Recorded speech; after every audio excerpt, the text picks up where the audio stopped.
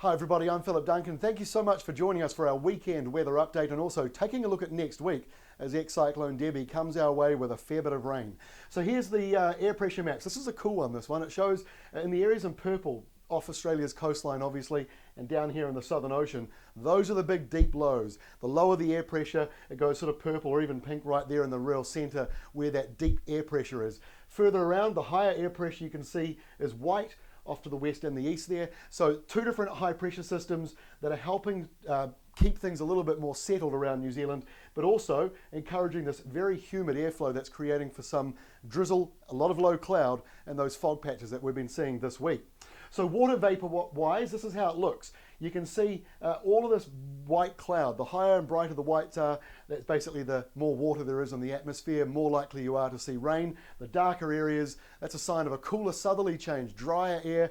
And the good news is for Queensland, the air is really starting to dry out now. They've got some big dry conditions coming in while these big explosive thunderstorms are moving out into the Tasman Sea. You can also notice the water vapor levels around New Zealand going up a little bit with those clouds that are starting to move in and the subtropical airflow that's also around us. But all eyes are out in the Tasman as that moves closer. So this is how it looks on the wind and rain maps for the next few days. The low is drifting off Australia's coastline. Mostly dry for Aussie now. There are a few little showers caught up there in that southerly. It's a cooler, drier southerly for the most part though. The really heavy rain out in the Tasman Sea. So there could be a few bumps if you're flying, especially to Brisbane at the moment as you go near that, although clearly the planes tend to fly around it. And then around New Zealand on Saturday, tropical or subtropical north to northeast winds. It'll be humid, bit cloudy, and there might even be some drizzle patches in the north and late rain arrives in the south on the west coast there. We've also got rain getting heavy actually on Sunday as this big high south of Australia. Look at this huge system. It's got a huge reach, and by that we mean from the centre it can scoop up this cold air from near Antarctica, which it's going to do, and drive that in towards the lower South Island. You've got a temperature drop coming there on Sunday and Monday.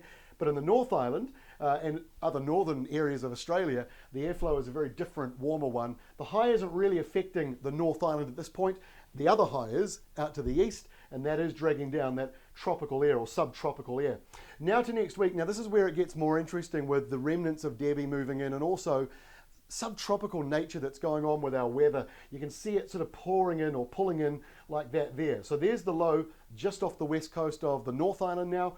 Heavy rain sliding into there. There's a high trying to push into the South Island, so it'll be cold in Southland and Otago on Monday, but it may not be too rough weather-wise.